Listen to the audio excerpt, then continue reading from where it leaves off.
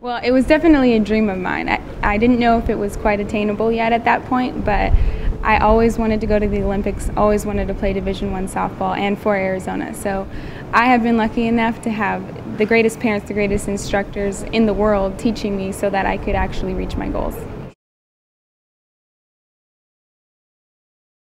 Well, it's definitely a difficult process when you're starting out, but the great thing about it is everybody's so helpful in the softball community. So we had a lot of parents telling us what to do and going through the recruiting process, and now it becomes a difficult time because the recruiting process starts so early. So, any way you can get help through coaches, through your instructors, any way you can get help is great, and my parents reached out to a lot of my instructors and college coaches. Well, one of the biggest challenges is how do you get a scholarship? And the greatest thing about having the coaches that I had growing up was that they had been through the process with so many athletes. So when you find the right coach, they have already been through the process 100 times over.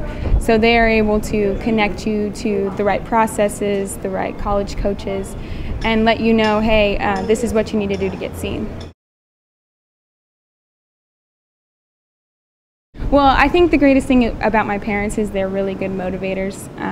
My dad started coaching us and each one of my siblings until we were about 12 and then kind of let us go. And I think that's the greatest thing he ever did for us. He realized, okay, this is how much I know up until this point. I know that other people might have a bigger grasp on the game, so I'm going to pass my daughter off to the right coach. And I think sometimes that's the best thing, and it's the hardest thing is to let go of your daughter and put them in someone else's hands. So I think that was the greatest thing my dad ever did for me. And my mom, she's always the team mom, she was always there motivating me to get better. They were both athletes themselves, not at the college level, but playing sports all growing up. So they definitely had a grasp on what I needed to do to get better. Oh, it was definitely hard, and I think that's a struggle that all athletes go through today is, you have a hard time on the field and you still have to ride home with that coach/dad, So I think the greatest thing he did was when we got home, he was dad. And when we were at the field, he was coach. And, we never got babied at the field and we never got, too hard of a time at home. So I think he really did a great job of separating, which not a lot of parents, know how to do. They need to be able to separate the two because when it comes down to it, you need your coach, at the field. You don't need him at home.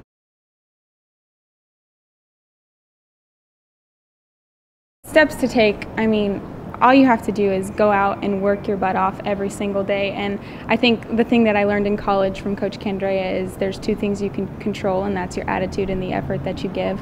You can't always control the breaks you get sometimes, but you can control the way you react to them. So it's really important, and the first lesson my dad always taught me was you'll be the first person on the field, you'll be the fastest person on the field, you will get everywhere first and with 110%. So I think that's the biggest thing you can give anyone, because when a college coach comes out to look at you, that's the person that they see, the one that's busting their butt on the field all the time.